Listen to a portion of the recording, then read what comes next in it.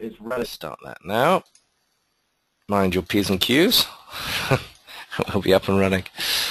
Okay, nice clean website design. So there's lots of positives on here. A video I've watched, which is good. Certainly well done for coming across as a human being, which obviously isn't always the case. That's a big sales benefit for a solicitor, that you can actually communicate and come across well and not intimidating, friendly. So I'm a big fan of video, so it's good to see one. The main things, and there's definitely ways of improving this, is the first thing is I'd be inclined to slightly change the layout, and what I might do is to have you've got quite a lot of navigation, which is good. I might be inclined to put that down the side here, so that when people are scrolling down your site, they can actually still get around quite easily without going back up. So as you go down, you sort of lose it all. If you've got it down the left-hand side, they don't have to go quite so far back up to see what you do. And it also just is a reminder that you're specialist at family law. You can help in all aspects of family law, and proves that you've actually got enough content on there, which is a rarity. I'd probably put that navigation as well in alphabetical order, which for clients' benefits is the only sort of logical way for it to be.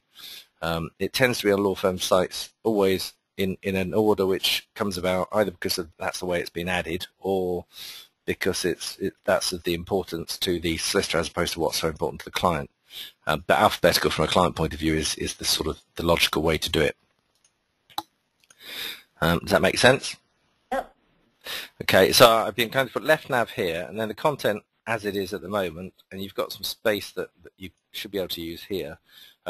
What I'd be inclined to do then is to actually remove the fixed fee price. I mean, you could test this sort of one thing at a time and implement a big change, see if it improves things, implement another change. I'm not a great fan of displaying fixed prices on there, because what generally happens with all legal services, and I've seen this happen with a massive conveyancing site that was generating loads of daily inquiries. They moved to an online quote model instantly, so people could get the price there and then, and the inquiries dried up overnight. Because what tends to happen is the user, the client, potential client, takes that fee and then uses it when they're speaking to another solicitor. So they think, okay, I've got a price from Blanchards Law, I don't need to phone up now, I'll speak to another firm and I'll compare that with someone else's price and service. And of course, once that other firm has spoken with the client, they've developed a relationship which you haven't had the opportunity to do so, because they've just got the price from your website. So I'd be very inclined to test removing that quite quickly.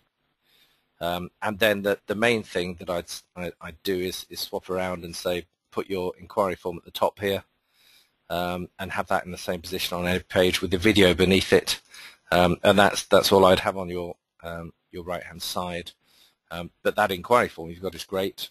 That's your Amazon Buy Now button, which is always where you want it, on the top right-hand side there. And if you're removing the fixed price divorce, then having that inquiry form in the same place on every place will lead to increased inquiries.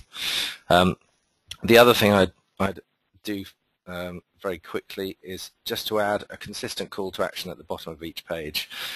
You've got find out more tabs, and you've sometimes got the make an inquiry button I've seen on other pages, get in touch. But what you want to do is make it as simple as possible for your users.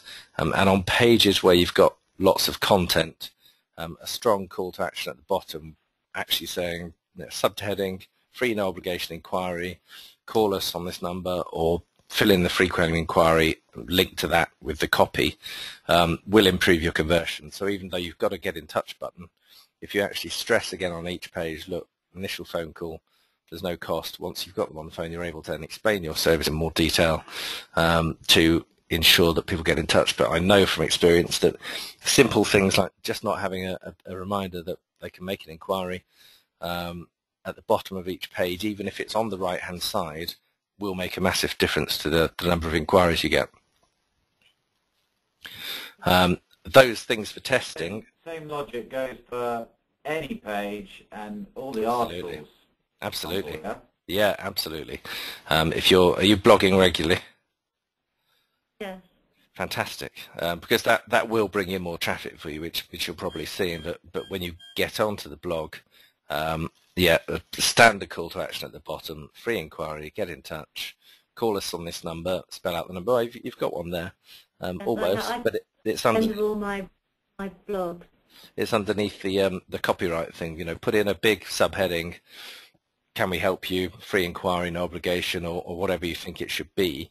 And then reiterate the call to action and put the phone number in bold. And you know, you can leave the get in touch button, but even just by linking, you know, make a free inquiry, link the free inquiry to your get in touch form is fine. But it's just giving your users all the options of getting in touch. And while your phone number's at the top of the screen here, as soon as they start scrolling down, it disappears very quickly. And you've got it repeated there, which is good, but it's just a case of saying you've got to make this absolutely as simple as possible for your users to get in touch with you. So that means repeat at the bottom of the page. They've come all the way down here. They like what they've read. Now, bang, get in touch with us again. So they don't need to scroll back up to find those details. Because if they have to do more clicks to get to you, at some point they'll go off the site and go on to someone else. The other thing I'd be inclined to do, just to save above the fold, below the fold, they talk about when you come onto a web page, you want to see as much of the content as possible, and obviously we've got an image here, which is fine, but I would reduce some of the white space up here that you've got. I mean, I might be inclined to put this navigation underneath here. Then you've got a whole chunk of white copy that can disappear, and just brings you further down the page. So when they click on, for instance, if they type divorce solicitor followed by wherever you are, they'll see more of the content on the page, which is what they're looking for. Ultimately, that's what they're looking to find. Is that all making sense? Certainly meets the logic. Good.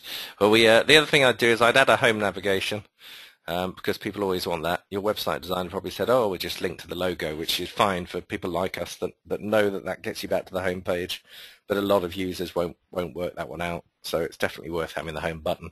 And then the other obvious one people always want is a contact us button, which at the moment there isn't a specific one that I could find for that. Only in the top right, yeah. Black box. Yeah. Okay. Yeah. I didn't even realise that linked. I thought that was just a confirmation of the phone number. So I definitely repeat it because I spent a lot of time on law firm websites and I didn't realise that was a live link. So yes, you've got to appeal to it. For it anyway. So. Yes, absolutely. So a home and a contact us. But as I say, if you put some left navigation in, it will just, I think, give the site a better balance. And put that inquiry form at the top. I mean, you're obviously doing so much right. You're adding content, which is vital. What you're doing now is, you know, talking about making changes which will improve conversion once you get your visitor numbers up, and it's money well spent now, because if you just constantly keep increasing the traffic and you're converting better, you'll obviously get a lot more inquiries. So you're going in the right direction. One other thing I was going to ask? What's your any questions about the website before I move off that and stop the video so it's not too large? No. Okay. I mean, some good observations there.